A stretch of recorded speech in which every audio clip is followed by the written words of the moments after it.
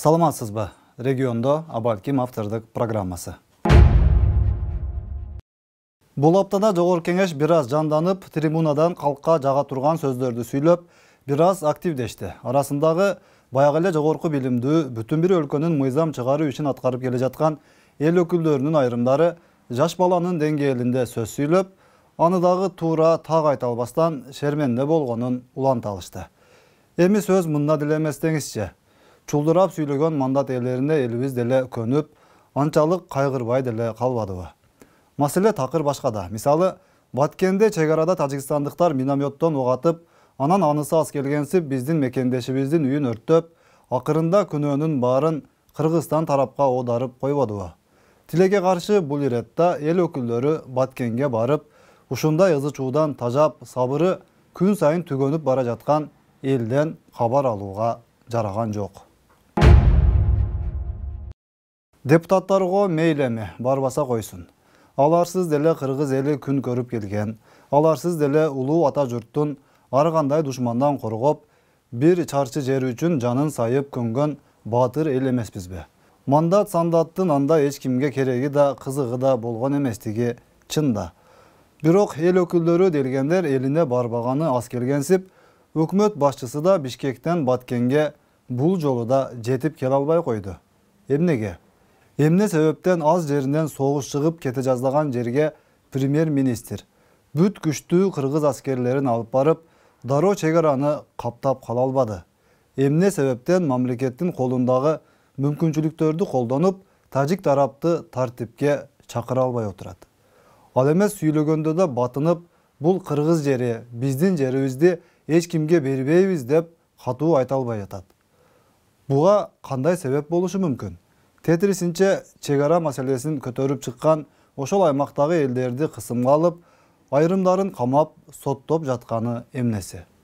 Биздин бийлик чын эле биздикиби же башка бирөөлөрдүкүбү? Менин оюм боюнча ал жер өзү бизге тиешелүү болуш керек деген жерден ойдомун да. Парламентибиз болсо ушундай жөндөмдүү өкмөттүн ишин канааттандырарлык деп баалап, мындан арыда ишин улантууга толук жол ачып берди.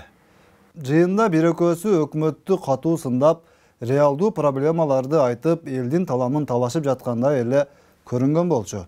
Жыйынды карап отуруп, чамасы парламент бул өкмөттү азыр кызматтан кетирип, айрымдарына кылмыш ишин козголушун талап кылышат окшойт деп ойлоп калгандар да болгондур. Бирок акырына келгенде депутаттар кайра эле 96 добуш менен өкмөттү колдоп берип коюшканы кызык болду. Сүйлөгөнү башка, кылганы такыр башка. Бирөөнүн ишараты менен гана күн көрүп келе жаткан бир байкуш экенин дагы бир далилдешти деп, парламенттин дарегине миңдеген сөгүштөрүн жолдогон кыргызстандыктар да көп болду.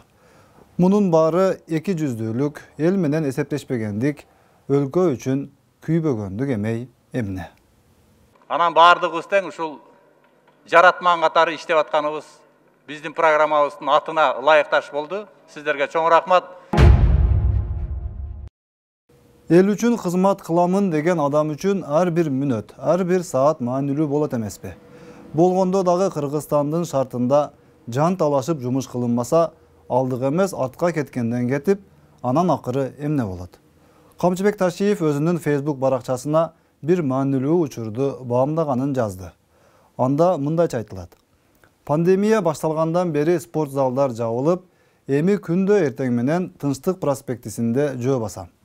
Күндө эртең менен ушул жолдон президент, премьер-министр жана спикер жумушка ушул жогоруда көрсөткөн тартипте жөнөшөт.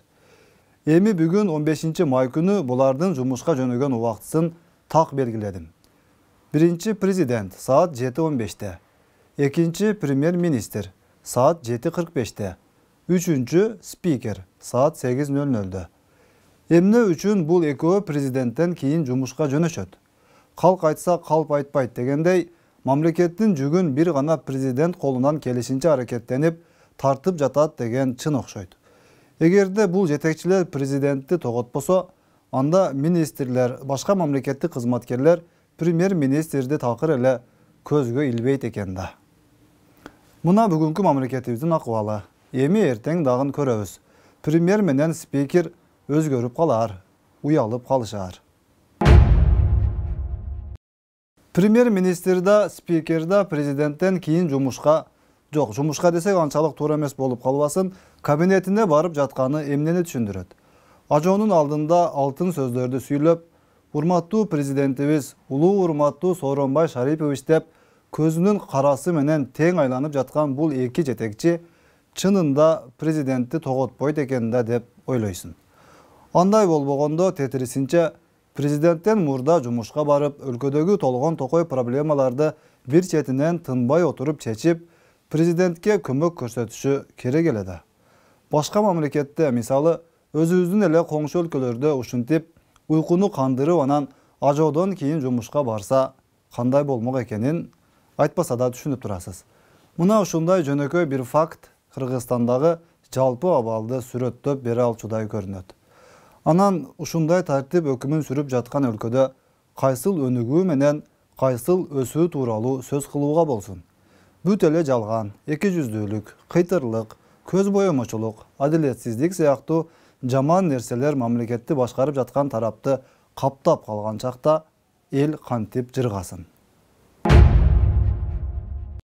Эми бул күндөрдө өтөр кетер. Болгону элибиз бул көрүнүштөрдөн туура чечим чыгарып, айтылуу 1000 сомго добуш сатып, Кыргызстанды каяктагы бир билимсиз, уятсыз, намыссыз адамдардын колуна салып бербеш керек экенине так ынанып, улуу кыргыз элинин келечеги, мамлекеттин эртеңи толугу менен элдин өзүнөн көз каранды экенин эч качан унутпаса болгону.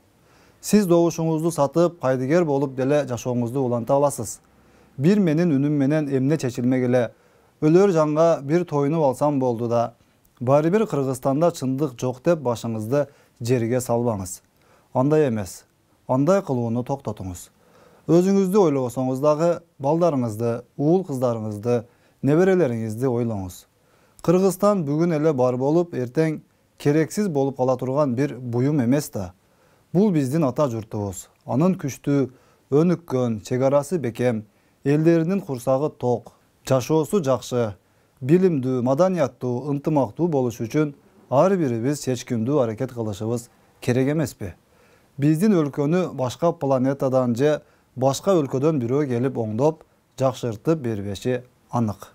Демек, баары өзүбүздүн колубузда, өзүбүздүн каалообузда. Болор иш болду. Эми мындан ары адашууга, алданууга эч кимибиздин укугубуз жок. Саламатта калыңыз.